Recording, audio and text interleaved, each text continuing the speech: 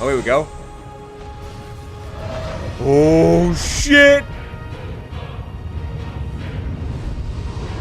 Woo-hoo-hoo-hoo. Go on, Tinnitus! Judgment Bolt, mate.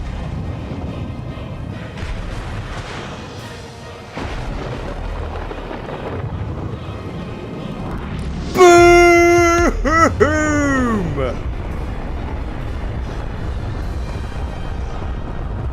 We win, right? Where's your summon, dickheads? Woo!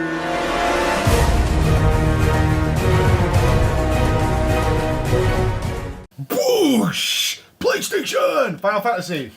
I've never been able to finish a Final Fantasy, so this is all yours. I'm worried for you, because this is going to be a big job. Are you excited? Very excited. I heard you are part of a boy band. Select character. You long-haired beauty, anime man. Flowing like the Final wind, Fantasy mate. 15. Good God. So, as always, we're going to kick off with a story, but I assume you're just going to give us the setting, because Final Fantasy is pretty much the story. Yeah, there is a short anime series and an animated film that run alongside this, which you can watch. Doesn't spoil it for the game, but it gives you a bit of context for the characters. So, Kingslave was actually the film, pretty good. But centrally, the story is, you play as Noctis, mate. Yeah? Already starting with the names. You play as Noctis, mate. Who's leader of a boy band. He is the lead singer of our boy band, which we actually called My Chemical Bromance. Of course, yeah? of course. He's the crown prince of Lucis, the kingdom. And he's sent away by his dad, who's the king, to go and marry his childhood friend, Luna Freya. Yeah, who's the princess of the former priestess, but is princess of Tenebrae. Hotness scale.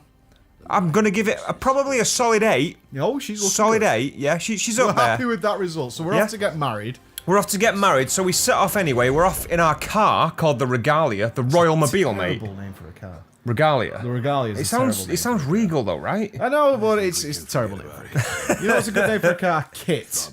Yeah. You're a prince, man. Yeah. The DeLorean. Wow. Just saying. The Batmobile. The Batmobile. Yeah. So you set off with your entourage, or we call them band members, which go in the names of Gladius, yeah? I'm going to tell you a little bit more about Gladius later on because he is the carry, solid carry. Ignis and Prompto. Okay, so you kick off with your party straight away. You kick off with your party. You're not search and seek out your party or anything like that? No. Like, it's like quite kind of different from the other Final Fantasy games is you don't pick and choose. These are your party through the game. That's usually better for the story sometimes. Very much so. So you get a bit of depth in those characters. So you set off, and while this is going on, basically, Lucis, the country where you are, is the only country in this world, the world's called Eos, that isn't under the dominion of the Nilfhelm Empire. Okay, right? Okay. So you're the last bastion of freedom. Exactly. Now, I'm going to say this is not a spoiler because it happens A, very early on in the game, and B, is in Kingsglaive as well. Okay. Your father sends you out to marry the princess, and he doesn't tell you his hidden motive is to basically protect his son. Because there's going to be peace talks between Lucis and Nilfhelm, and he thinks that things are going to go spare. Oh, he's okay, so he's sending you to safety. He's sending you to safety under the yeah. guise that you're just going to marry the princess. So obviously something does go awry, and you and your band of merry men are wanting to go home, basically, to the band of merry men. Yeah, My Chemical Bromance. They want to go home. The band of merry men. Yeah, and okay, find so out we what got the a pretty fuck's basic story there. Usual RPG stuff is a really sort of generalised kickoff. Yes. Bad daddy, little kid, on his road, off we go. But that's it. That's the central storyline. Things obviously expand in every chapter along the way at a nice, digestible rate. It's not all thrown in your face. I will tell you this. It does say from the get-go, for first-time players as well as Final Fantasy lovers, which is great. And it is. It's great because I've never played any Final Fantasy. Well, that's not true. I've played them, could never finish them. Yeah. Because they're so big. But That's this one fine. I'm willing to give a try and just have it as like the updated video. Yeah. In terms of the story then, before we move on to the actual gameplay, do you think the story was worth the Final Fantasy setting? Absolutely. It felt exactly like a Final Fantasy setting. I mean, we streamed it obviously for 4 days, and we got a lot of drop-in people who were like, oh, cringe at the dialogue and, you know, the things like, and the hairstyles. That's Final Fantasy, man. Yep. That's Final Fantasy. It's a JRPG. Exactly, It's a JRPG. It fits for me, even like, it is obviously, it's translated, but it fits. It's the feel of Final Fantasy, and I got that. Final Fantasy fans should be happy with the story. Exactly, yes, I'd say that. All right then, so the gameplay is really different now because it's almost open world-ish. Yeah, well, other Final Fantasies are open world-ish. At first in this, I thought we was going to be kept on open world, but on a sort of rail. Like, you stray too far from the path, and you're going to get the shit beaten out of you. But it's not the case. But in this instance, they do it really well. So before we get into that, this is one of the... I think there was a rare title that was... real-time combat as well, but this is the first installment that I can remember where it's actually full real-time, which is different. Obviously, returning fans, if they've not looked it up, they're going to want maybe the turn-based, but I think they're going to be pleasantly surprised. So you get the real-time combat. You do have an option for tactical pause. Tactical? Is that just pausing in combat? No. It's not like a Baldur's Gate type thing where you can pause it, input your actions, and then do it. Basically, it's not bad, and I can see it being used quite a lot, especially on boss fights, maybe, is that when you enable this option, when you're not doing anything, moving or attacking, the game automatically pauses. That sounds infuriating. It's not as bad as you think. Okay. Obviously, you're going to enable this if you want this, so you're expecting that, so you just stop moving it, pause, and it not pause like pause the game completely. I'm going to say you didn't use it.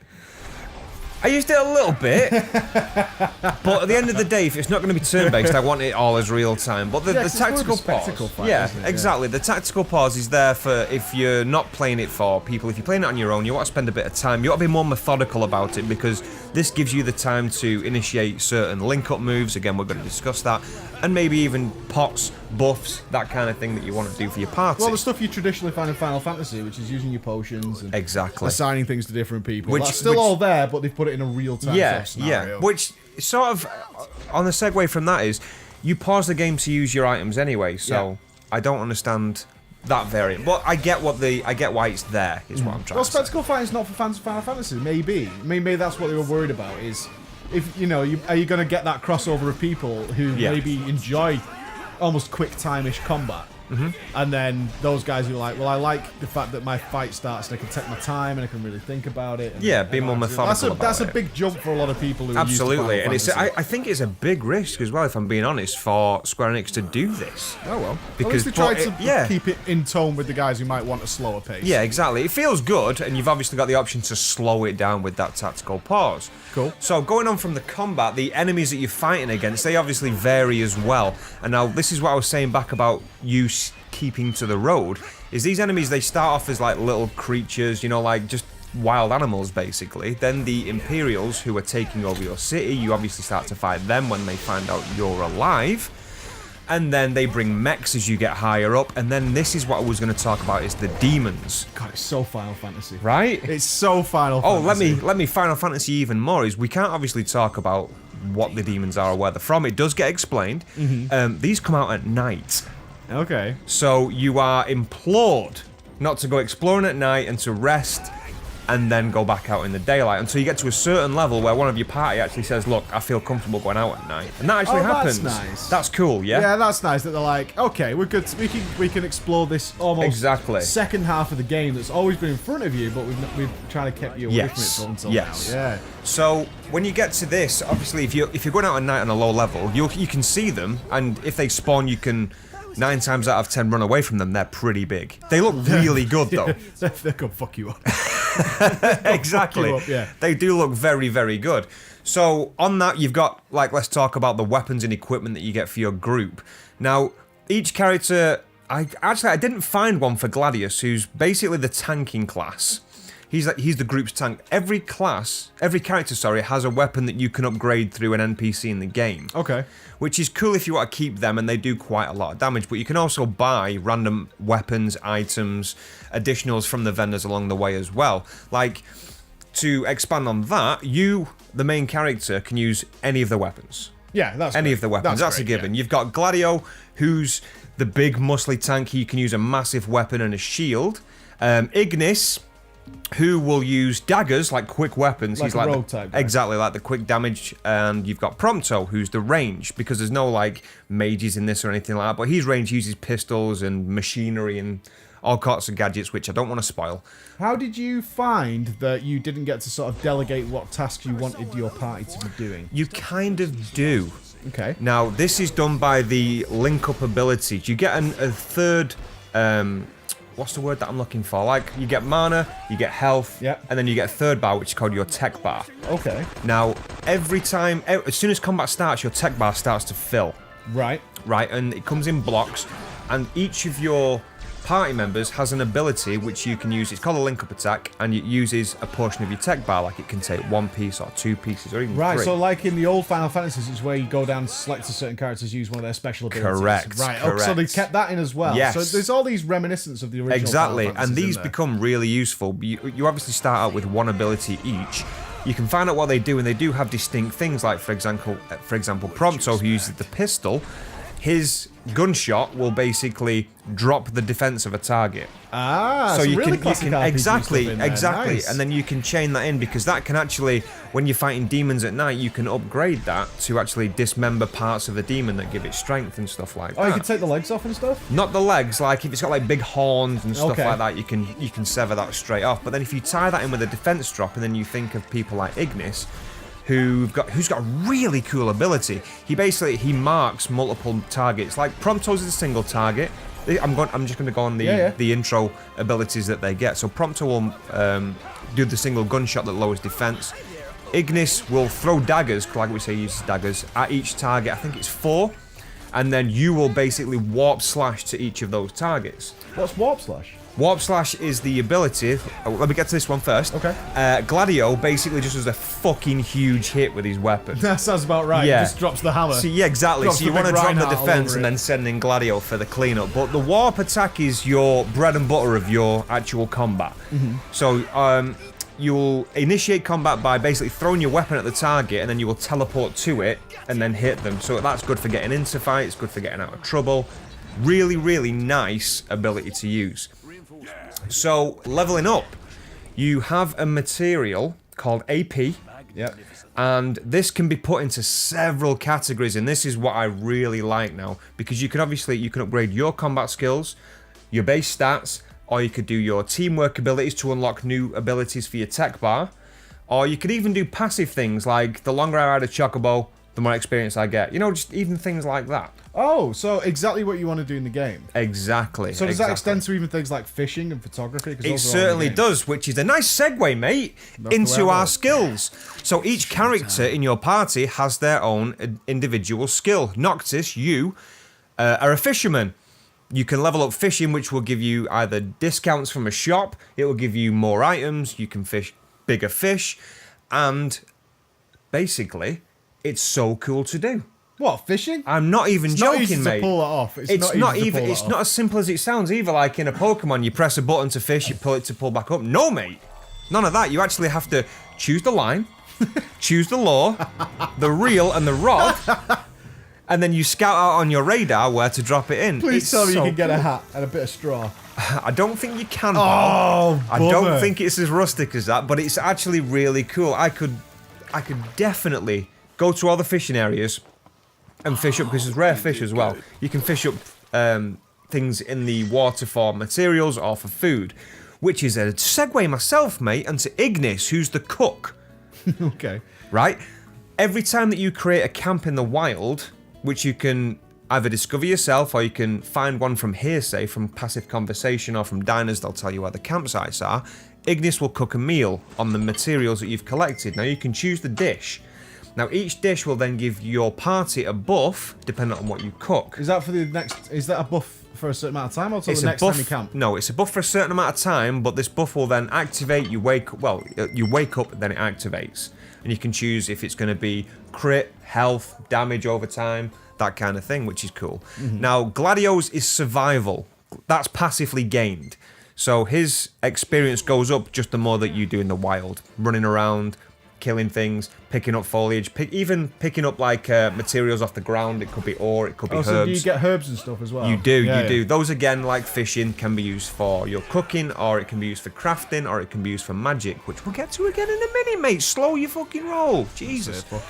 And the last one is Prompto, who's a photographer. Yeah. Now, You say, look at you. No, don't get me wrong. Some games have done photography really well, like Bioshock. Right. This was so good. I'm not even joking. To the point, mate. Shut up. To the point where you can actually unlock one of Prompto's tech tree abilities, where instead of doing a piercing shot with his pistol, which is great for combat, you can have him take a picture.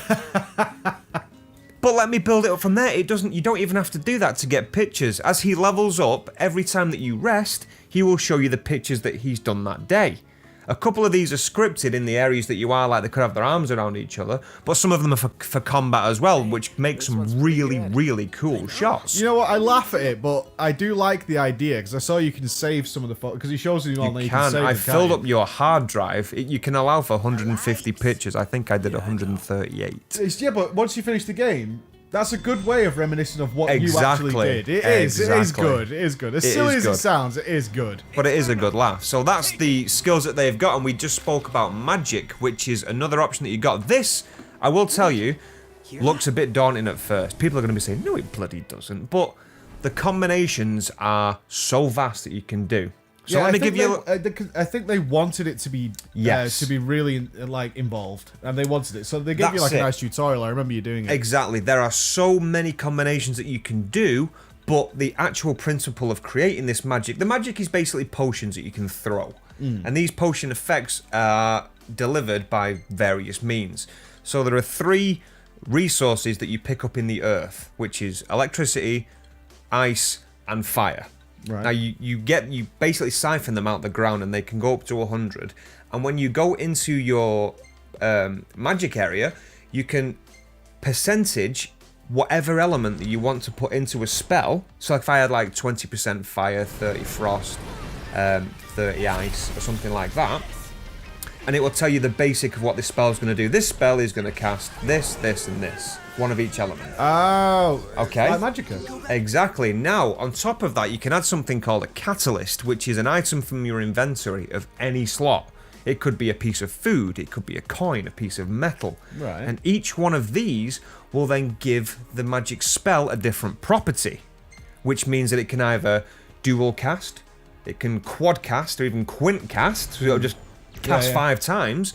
It can add poison, it can heal the party as it's doing damage to the enemies. Exactly. Or you can even do it. So it's like you've got infinite style grenades. Exactly. You can even do it where if you put like I think the resource I used was a rare coin, and every grenade that I cast gives you experience. That's really cool. Right? So in a boss fight, go into your magic section, create one of those, and this actually stacks as well, and just hurl grenades at him on cooldown. Well, magic grenades. Give me all your XPs. Give me all your XPs, Give me all your XPs. So there's so many different things to do in this game, and especially if you're comfortable, because you could go like raw damage with like a quick cast lightning storm. Exactly. Or you could just go like, give me your XPs, baby. And it's got something that not a lot of games tread on. A lot of games, say like, for example, if I was fighting an electric elemental, okay, and I threw an electric grenade at it, a lot of games that just say no damage. In this, it would heal them. Oh, right. Right? Yeah. So you got to be careful as well. So if I had a grenade that did like fire and ice, and this was an ice demon, it'd take damage, but it'd heal it at the same time. That's cool. Right? I like that. You can't just throw your random shit at exactly. everything. Yeah, that's awesome. So what else have we got? The customization as well. Now, this was an up and down for me. In terms of the character customization, I believe, quote me if I'm wrong, one of the guys who's finished it said there are 3 different sets of transmog, like different kind of clothes for your character. Now, each one of these styles slightly changes your stats as well, which is cool if you want them in max and you don't care how they look. But they are cool. There's only a couple of them in game. I didn't run into any. You can't really go full transmog. You cannot go full like look a certain way. Pants, top. Yeah, it's a full suit, like basically. Yeah, you can't really like dress your party up as a bunch of clowns or anything like that. But not only can you change your clothes, mate, you can transmog your car. Right? Decals, mate. This opened. I got lights underneath. I got Need for Speed all up in this bitch. You can't have no underglow or anything like Fuck's that. sake. I know, right? I turned it off immediately and shit canned it. But you can do the paint, you can do the interior, the rims, you can do decals on it. I got some bullet hole decals, mate. Made it look gangster. Made it look gangster and pimping. So not only can you do that with the car, you can do these side quests for a lovely girl who I'm not going to tell you her main assets. It's obvious in a JRPG. All the more reason to ride with care. Oh, and before I forget, would y'all mind making a little delivery for me? She can actually upgrade parts of your car as well. She can get you like titanium, carbon fiber materials to make it go quicker from point A to point B. Because if you've not discovered a place in the game, you have to drive there. Yeah, but like you mentioned earlier, you don't drive there. It's on rails. Let's talk about that. Yeah, Let's talk about that. So, don't you? It'll auto drive you there. The driving in the game is Ignis is your driver as well as your cook. And he won't drive at night, obviously, like we said. But if you chose to drive, you are quite locked to an on rails. It's not like a GTA experience. It will keep you going in the right direction. You can vary it left and right, and obviously you can take the bends, accelerate, decelerate, but you're kind of locked to the rails.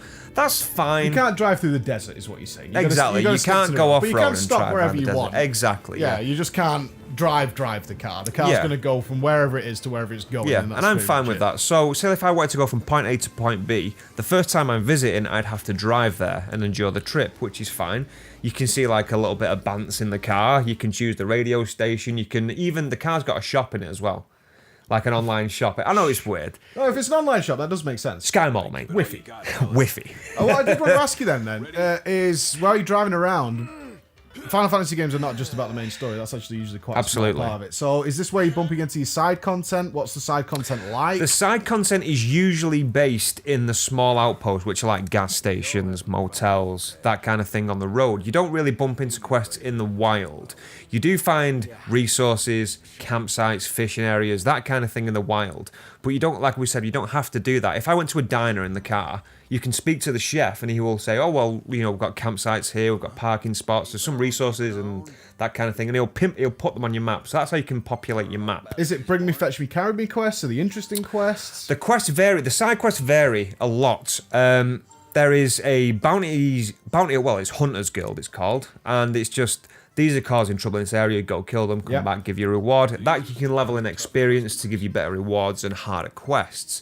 Now, a couple of them are, there's a guy who gives you a fishing quest. He's like, look, I haven't caught this rare fish in this pond. And when you go into your fishing as Noxus, you can see where the rare fish is. You have to catch it up. There is variation, but obviously not dramatically story-changing variation. Yeah, that's fine. Yeah?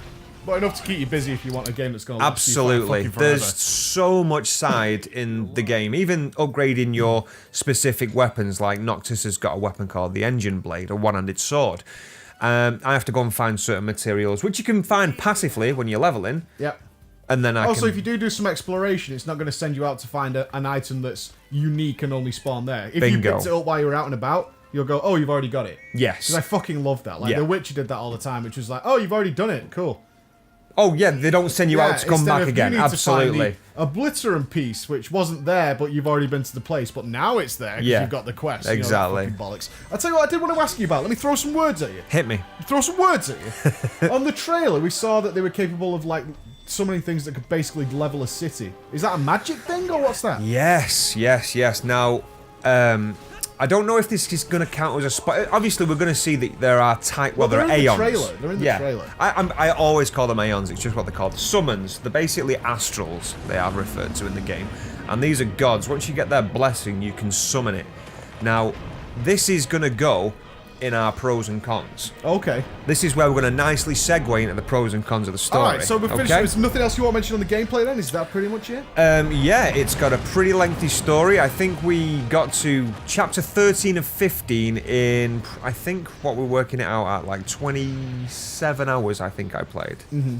So that's just say we've had a thorough experience. That's almost streamlining the story. We're doing a couple of side quests just to show the guys a bit of the variation. Okay, so go for your pros then.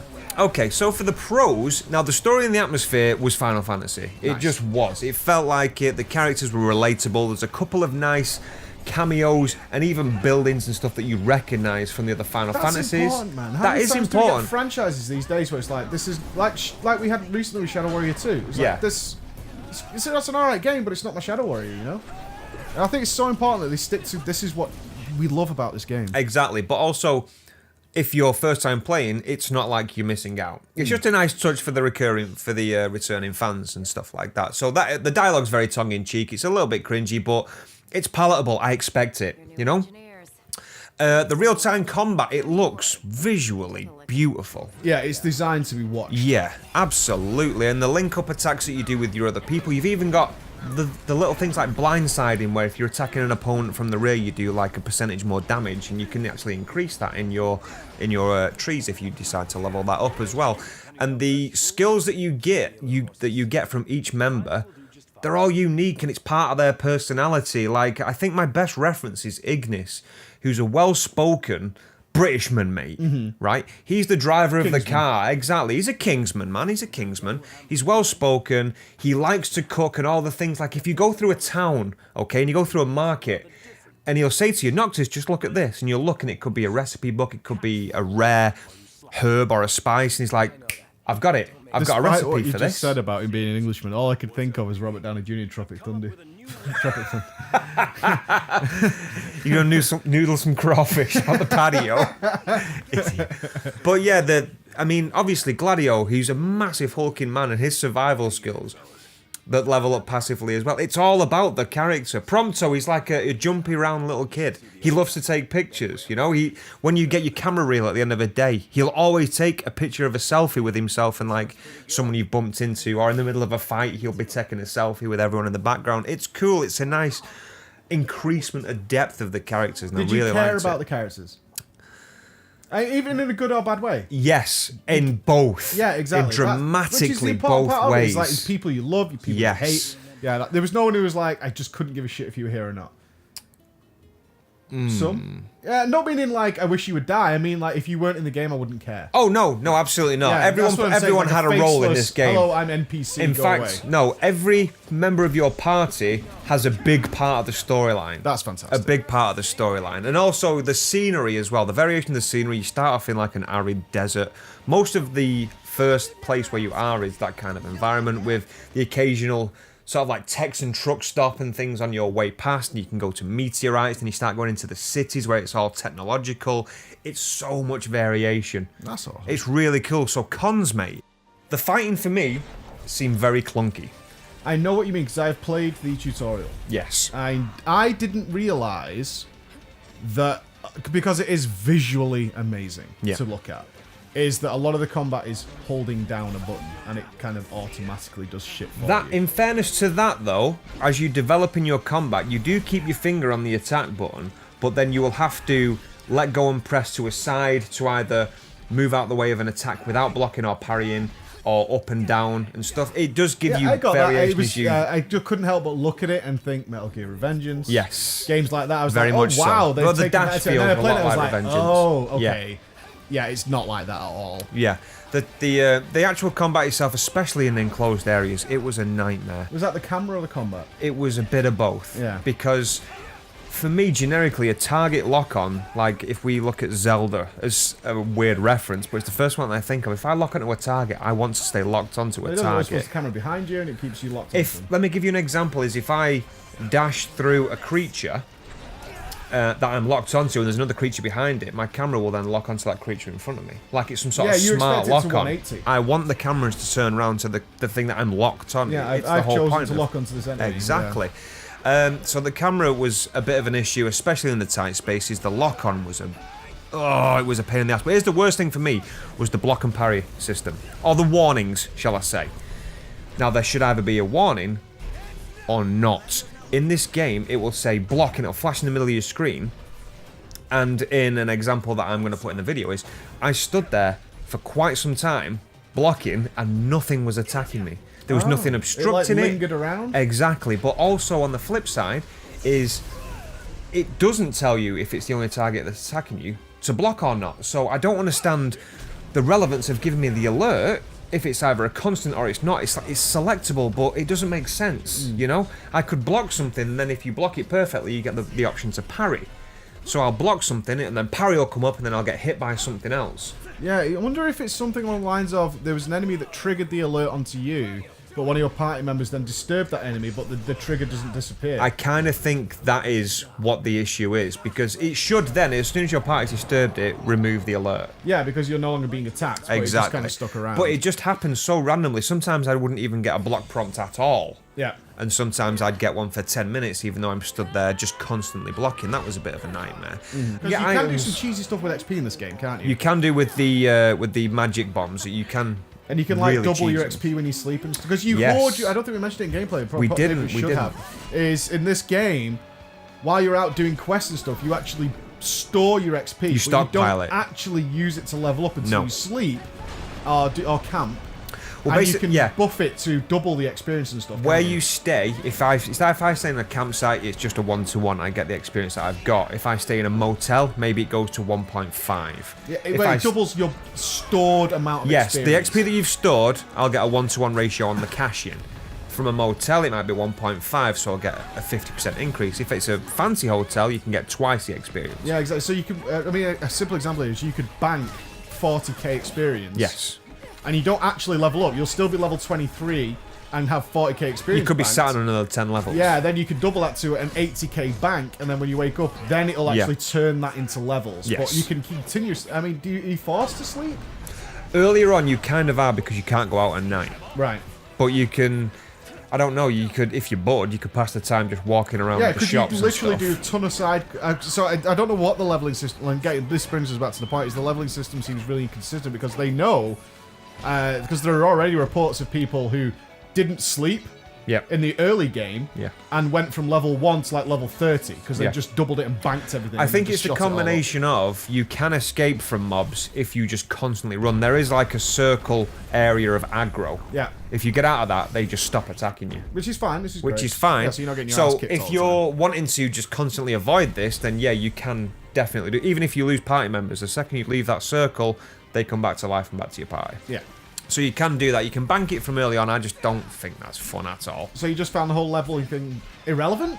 Well, I found that later on I was doing that. Later on, when I started to get higher levels, I wasn't sleeping at an inn. I'd carry on and endure the demons. Because it's more XP, it's more for me to bank, and then I can go to a big-ass posh hotel and get a shitload more XP. So I was doing that later on, but earlier on I just played the game as intended. I was having a blast doing it. I mean, in terms of like the mobs and stuff, what did leveling actually give your characters? Did it give them points to spend?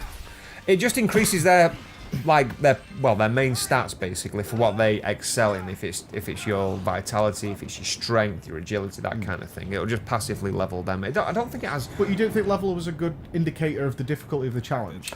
On the mobs, like we were saying, is their health pool and their damage just seem very, very, very varied. I could hit, like we were talking about, the level 26 gunman, even if like you can get ballistic vests and stuff like that, but then that's equipping the vest just to deal with that pack of mobs, you know? Which is half your level. Which is half your level.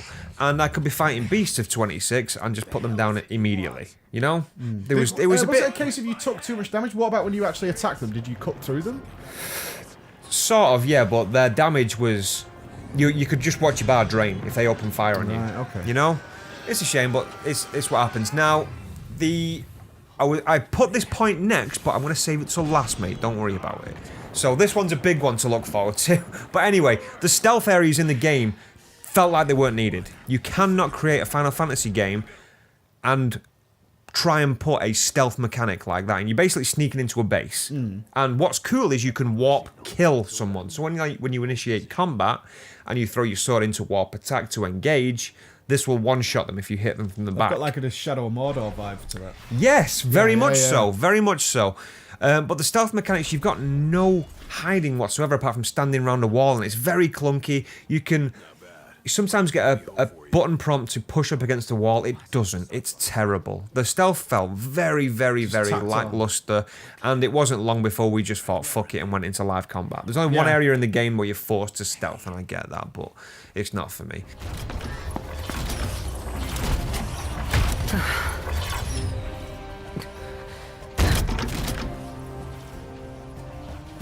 Take cover.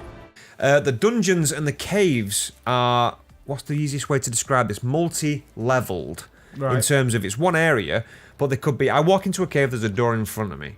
I can't go through that door, I've got to go all the way around, and then I've got to go up to multiple floors, which obviously the map doesn't help you with because it's one level, the map. It'll just show lines where the cuts are. It doesn't tell you if it's up or down. And it's just a pain in the ass. And some drops, if you drop down into an area, you have to go all the way back round to get back up there. It was just an absolute fucking chore. Oh, really? Just took a lot of the fun out. Absolutely. Now, the map itself, this was my second to biggest gripe in this game. And every JRPG that I've played, including the online Final Fantasy, is exactly the same as well. The map is a clusterfuck of complete bullshit. In terms of... Now, let me give you an example, okay? This map system is a genuine fault, though. I want to go here. Map point. Here. I actually have to do it in the map point settings and travel it all the way back over. The map system in this game is hog shit. I'm actually going to write that down. That is my biggest flaw with this game. Not the clunky camera. I get it. It's a new take for Final Fantasy. There's a lot of dashing. There's going to be no equal medium with that camera. There is going to be no equal medium. Because what might work outdoors in an open area isn't going to work in a cave. Do you get what I mean? I get there's going to be a clunkiness to that. And there's people that obviously can play this game a lot better than I can. But the map... There is no excuse for that fucking map. Put everything on one map. You've got a Legends option where you can turn off things that you're not interested in. You can turn those off. Okay? Give me a sub-nav of like my list of quests, but keep everything on the fucking map. What's the problem? I don't want to scroll over to a place and say, drive here. Oh shit, I'm in quests. So I can't actually click on that place now. Go back to map option, all the way back down. Drive here. No. Just click. That's it. The fix to this is simply have everything on the map, a selectable legend, and if I clicked on a quest marker, like maybe a 3-button drop down that says highlight quest, or fast travel if you've been to that area, or cancel. That is it. Well, like GTA would do it. Exactly. It's Like so simple. Yeah, it's not hard to do a map mechanic. Now the last Especially thing the map is huge. yes, Yeah, it's the map very is big. fucking huge. The last thing is, and this I'm just going to leave as sort of a tidbit because it is a spoiler, be prepared for chapter 13. It is like someone else thought, I'll take it from here, lads. And that chapter of the game where you're on your own is the most infuriating piece of gameplay that I've played in such a fucking long time. Game spoiling? It's if you can power through it, it does pick back up very quickly. How long is a section of the game are we talking? Quite a big section. I'm probably going to say, if you rush through it, maybe 2 hours. Oh god. Right? That can really kill a game. This is in just put it down. this is in an enclosed area where it gives you the option to stealth around these mobs that are patrolling the... Like, you can squeeze into gaps when a mob walks past. Which is bullshit. Because these things can detect you from so fucking far away. Even around a corner. And because there's no actual active stealth mechanics or tactics, you're just forced to fight it or just run. It's horrible. And this area is constant. There's puzzle doors. There is a 6-level keycard upgrade area where every floor upgrades your keycard. Okay. And I actually asked the chat, I said, how many times do I have to do this? And the guy who finished it said, you've got to do it 6 times. Was it universally agreed upon as like, this is just a pointless addition The to the chat game? filled up with, chapter 13, prepare your anus. I'm so sorry. Please don't judge the game by this chapter. Just get through it. Yeah, okay. Well, that's a nice loving message there is be prepared for it. Get ready for it. What's our conclusion then? What's our conclusion? On the whole, man, too much? yeah, on the whole, I absolutely loved it. I got to deal with the fact that A, I'm not very good at combat with the clunkiness of the camera and the target lock. I got through it, I found ways around it and played a bit more smart and loved it. The story was good, the dynamic of the characters together because everyone had a role, it felt really nicely put together. I was all for the tongue-in-cheek dialogue, it's what I want to expect from Final Fantasy, and it looked stunning. It looked really, really good. Even on a PlayStation. Even on a PlayStation, mate. So yeah, one day, hopefully, absolutely. we'll get it on PC. Yeah. One day. I guess people who enjoy this game is Final Fantasy fans. Obviously, Final Fantasy fans. But Kingdom Hearts, the whole beast. Yeah, the combat's a lot like Kingdom Hearts, so I'd recommend it. I would recommend it. Just, power through 13 and you're golden. That one word to describe this picture. Dildo. Is it dildo? Look at it. Look at it. Dildo. Wasn't she on Twitch the other day? She was on Twitch fails. That was her thing under the bed. That's a dildo. Zarek knows. Caught a butt plug. Dildo, dildo, dildo. Oh, I'm tempted to go butt plug. Monolithic! Huge, mate. Yeah, well, you gave it the beans. I 4 did. full days of gameplay, offline as well. Yeah. After the stream of diving into Chocobo fucking, which I thought was a weird part of the game, honestly. But it's there. Yeah, It's I'm there. going to play it myself. I am. should. I'm afraid of all the Final Fantasies, but the boy band thing wasn't, you know, it wasn't overwhelming, to say the least. It was awesome, though. It wasn't like, wait a minute while I break out my karaoke. We made it a thing, mate. Yeah, yeah. You The got the album carry. covers and But all yeah. that stuff. So all the cheesy stuff. Amazing, wasn't amazing. Well, that's it with Final Fantasies. It even tells you at the intro. It's for first time and for lovers of Final Fantasy. I thought it was a You get really good game for anybody to step into that world and be like, okay, I can pick this up. The tutorial Yeah. was really straightforward and everything else. So, Everything. And even the cons didn't ruin the game. I mean, Yeah. that's fine. I mean, that's what you can ask for, and plenty of things to do. Absolutely. Right, so if you Well enjoyed worth. that, Final Fantasy 15, hopefully coming to PC at some point, check out our previous video, which was on Steep. Bye, guys.